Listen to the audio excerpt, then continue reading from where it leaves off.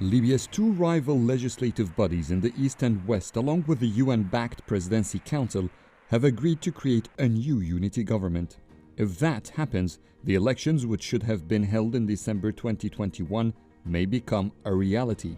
For that, many Libyans are celebrating this landmark agreement.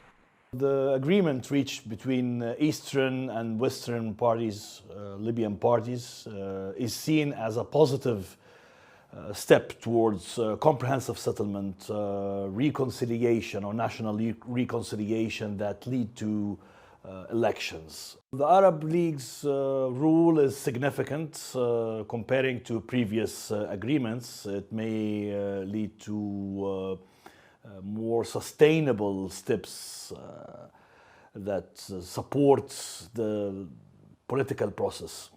These parties should have been unifying Libya long ago. Therefore, the Cairo Agreement is a good step. Because of global and regional affairs, the Libyan crisis was stagnant in the past few years.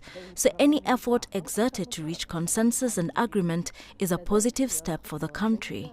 The Arab League says more meetings will follow to finalize the deal. Some Libyans fear that more rounds of talks could only postpone their hopes of having a unified government lead the general elections.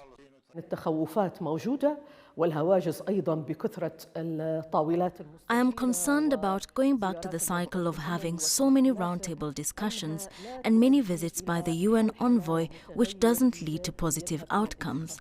I fear we go back to rivalry between factions that reached the use of arms in Libya. We still suffer from two governments, from armed groups east and west of the country. Both claim that they manage an army. We can't move freely. We can't ask questions. As Libyan, the stalemate affected me. I was worried about the future, about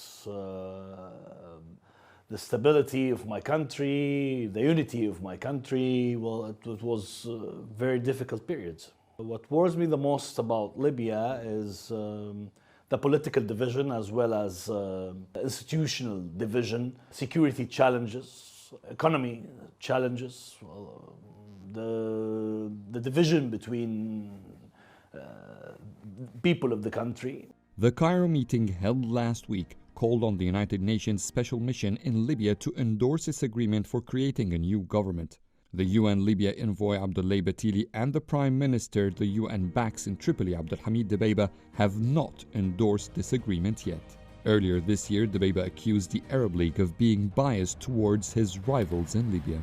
The Eastern-based Parliament and the Western-based High Council of State had previously agreed on forming a new unity government in Libya to lead the general elections, but their efforts were in vain.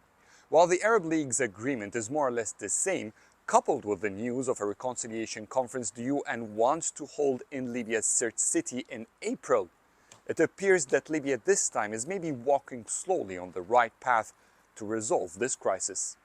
Adel Mahroui, CGTN, Cairo.